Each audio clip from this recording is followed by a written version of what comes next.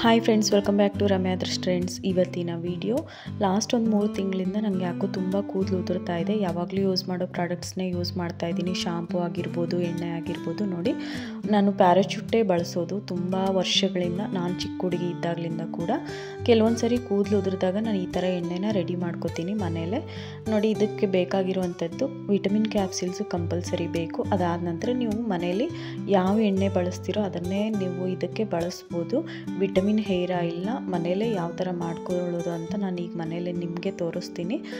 ನೋಡಿ ಫ್ರೆಂಡ್ಸ್, ಇದನ್ನು ನಮಗೆ ತುಂಬ ಸುಂಡಿದೆ ಅನ್ನುವಂಥವ್ರು ಇದನ್ನು ಮಾಡ್ಕೋಬೋದು. ಅದಾದ ನಂತರ ತುಂಬ ಕೂದಲು ಉದುರ್ತಾ ಇದೆ ಅನ್ನೋರು ಕೂಡ ಇದನ್ನು ಹಚ್ಕೋಬೋದು. ನಾರ್ಮಲಿ ರೆಗ್ಯುಲರ್ಗೂ ಕೂಡ ಇದನ್ನು ಹಚ್ಕೊಂಡ್ರೆ ತುಂಬ ಒಳ್ಳೆಯದು. ಬಟ್ ಇತ್ತೀಚೆಗೆ ನಾನು ನೆಗ್ಲೆಕ್ಟ್ ಮಾಡಿದ್ದಕ್ಕೆ ನನಗೆ ರಿಸಲ್ಟ್ ಈ ಥರ ಬರ್ತಾ ಇದೆ. ನೋಡಿ, ಇದಕ್ಕೆ ವಿಟಮಿನ್ ಕ್ಯಾಪ್ಸಿಲ್ಸು ಹಾಗೆ 1 ಲೀಟ್ರ್ ಎಣ್ಣೆಯನ್ನು ಬಳಸ್ತಾ ಇದ್ದೀನಿ ನಾನು. ಮೊದಲು ಸ್ಟವ್ ಹಚ್ಕೊಂಡ್ಬಿಟ್ಟು 1 ಲೀಟ್ರ್ ಎಣ್ಣೆ ಹಾಕ್ತಾಯಿದ್ದೀನಿ. ನಿಮ್ಗೆ ಎಷ್ಟು ಬೇಕೋ ಅಷ್ಟು ಬಳಸ್ಕೋಬೋದು. ಇದನ್ನು ತುಂಬ ದಿನ ಬೇಕಿದ್ದರೂ ಯೂಸ್ ಮಾಡ್ಕೋಬೋದು. ಖಾಲಿ ಆಗೋವರೆಗೂ ನಾನು ಇದನ್ನೇ ಬಳಸೋದು. ಅದಕ್ಕೋಸ್ಕರ 1 ಲೀಟ್ರ್ ಎಣ್ಣೆ ಎಲ್ಲದನ್ನು ಕೂಡ ಬಳಸ್ಕೋತಾ ಇದ್ದೀನಿ. ಇದು ಸ್ವಲ್ಪ ಹೀಟ್ ಆಗಬೇಕು. ನೋಡಿ, ಸ್ವಲ್ಪ 1 ಲೀಟ್ರ್ ಎಣ್ಣೆ ಆಗಿರೋದ್ರಿಂದ ಸ್ವಲ್ಪ ಟೈಮ್ ತಗೊಳುತ್ತೆ. ಅದು ಸ್ವಲ್ಪ ಕಾಯೋದಕ್ಕೆ ಚೆನ್ನಾಗಿ ಕಾಯಬೇಕು. ಸ್ವಲ್ಪ ಹೀಟ್ ಆದ ನಂತರ ನಾವೇನು ಮಾಡಬೇಕಪ್ಪ ಅಂತಂದರೆ 1 ಇಡಿಯಷ್ಟು ಮೆಂತ್ಯ ಕಾಳು ಬರುತ್ತೆ ಅಲ್ವಾ, ಮೆಂತ್ಯ ಕಾಳು ಹಾಕ್ಕೋಬೇಕು. ಮೆಂತ್ಯ ಕಾಳು ಜಾಸ್ತಿ ಹಾಕ್ಕೊಂಡಷ್ಟು ಒಳ್ಳೆಯದು. ನೋಡಿ, 1 ಇಡಿಯಷ್ಟು ಮೆಂತ್ಯ ಕಾಳನ್ನು ಕೂಡ ನಾನು ಈ ಎಣ್ಣೆಯಲ್ಲಿ ಹಾಕ್ಕೋತಾ ಇದ್ದೀನಿ. ಎಣ್ಣೆ ಜೊತೆ ಸ್ವಲ್ಪ ಚೆನ್ನಾಗಿ ಕುದಿಬೇಕು. ಮೆಂತ್ಯ ಕಾಳು ಅನ್ನೋದು ಕುದ್ರೆ ಅದರಲ್ಲಿರ್ತಕ್ಕಂಥ ಅಂಶ ಎಲ್ಲ ಕೂಡ, ಮೆಂತ್ಯ ಕಾಳಲ್ಲಿರ್ತಕ್ಕಂಥ ಅಂಶ ಎಲ್ಲ ಕೂಡ ಬಿಟ್ಕೊಳ್ಳುತ್ತೆ ಎಣ್ಣೆಯಲ್ಲಿ. ಸ್ವಲ್ಪ ಹೊತ್ತು ಕುದಿಯೋದಕ್ಕೆ ಹಾಗೆ ಬಿಡಿ. ಒಂದು 5 ರಿಂದ 6 ನಿಮಿಷ ಬಿಟ್ಟರೆ ಚೆನ್ನಾಗಿ ಕುದಿಯುತ್ತೆ. ಈ ಥರ ಹೀಟ್ ಆಗಿದೆ. ಈಗ ಇದರಲ್ಲಿ ನಾನು 1 ಇಡಿಯಷ್ಟು ಕರಿಬೇವಿನ ಸೊಪ್ಪು ಒಣಗಿರೋದು ಹಾಕ್ಕೋತಾ ಇದ್ದೀನಿ. ಹಸಿದಿದ್ದರೆ ಹಾಕ್ಬೋದು. ಬಟ್ ಏನಪ್ಪ ಅಂದರೆ ಕಾದಿರೋ ಎಣ್ಣೆಯಲ್ಲಿ ಹಸಿದು ಹಾಕಿದರೆ ಸಿಡಿಯುತ್ತೆ. ಹಂಗಾಗಿ ನಾನು ಒಣಗಿರೋದೆ ಸ್ವಲ್ಪ ಮೀಡಿಯಮ್ಮಾಗಿ ಡ್ರೈ ಆಗಿರೋದನ್ನು ಹಾಕ್ಕೋತಾ ಇದ್ದೀನಿ. ಇದನ್ನು ನಿಮಗೆ ಸ್ವಲ್ಪ ಜಾಸ್ತಿ ಹಾಕ್ಕೊಂಡ್ರೂ ಪರವಾಗಿಲ್ಲ. ನೋಡಿ, ನಾನು 1.5 ಇಡಿಯಷ್ಟು ನಾನು ಕರಿಬೇವಿನ ಸೊಪ್ಪು ಹಾಕ್ಕೊಂಡಿದ್ದೀನಿ. ಇದು ಸಹ ಒಂದು ಸ್ವಲ್ಪ ಹೊತ್ತು ಚೆನ್ನಾಗಿ ಕುದಿಬೇಕು.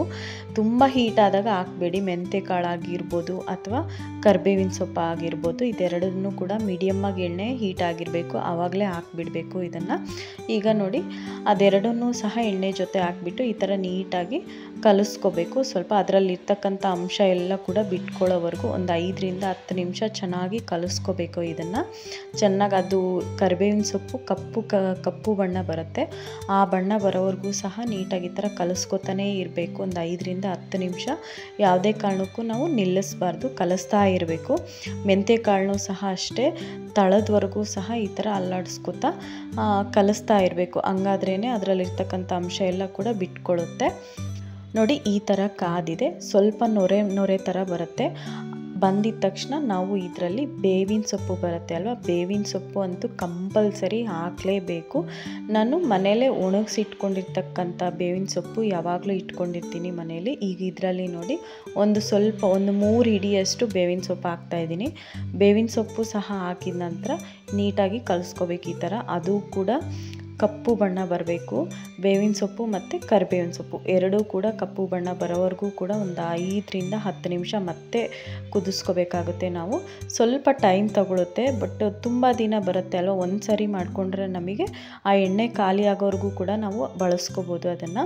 ನೋಡಿ, ಈಗ ಅದನ್ನು ಸಹ ಸೇರಿಸಿದ್ದಾದ ನಂತರ ಕಲಿಸ್ಕೋಬೇಕು. ಈ ಥರ ನೊರೆ ಬಿಟ್ಕೋತಾ ಇರುತ್ತೆ. ಅದು ಹಾಕಿದ ನಂತರ ಬಿಟ್ಕೊಂಡ ನಂತರ ಅದು ಕಪ್ಪು ಬಣ್ಣ ಬರುತ್ತೆ. ಅಲ್ಲಿವರೆಗೂ ಸಹ ಕಲಿಸ್ಕೊತಾನೆ ಇರಿ.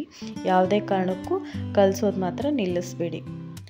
ನೋಡಿ, ಈ ಥರ ಆಗಿದೆ. ಕಲರ್ ಶೇಡ್ ಆಗಿದೆ ಅಲ್ವಾ. ಬೇವಿನ ಸೊಪ್ಪು ಆಗಿರ್ಬೋದು ಹಾಗೆ ಕರಿಬೇವಿನ ಸೊಪ್ಪು ಆಗಿರ್ಬೋದು ಕಲರ್ ಶೇಡ್ ಆಗಿದೆ. ಈಗ ಇದರಲ್ಲಿ ನಾವು ವಿಟಮಿನ್ ಕ್ಯಾಪ್ಸಿಲ್ಸ್ನ ಹಾಕ್ಕೋಬೇಕಾಗುತ್ತೆ.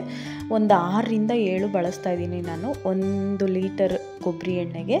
ಈಗ ಒಂದು 3 ಎಣ್ಣೆ ಕಾಯಿಸ್ಬೇಕಾದ್ರೇ ವಿಟಮಿನ್ ಕ್ಯಾಪ್ಸಿಲ್ಸ್ನ 3 ಹಾಕ್ಕೋಬೇಕು. ಕಾಯಬೇಕಾದ್ರೇ ಇದನ್ನು ಕಟ್ ಮಾಡಿ ಹಾಕ್ಕೋಬೇಕಾಗುತ್ತೆ.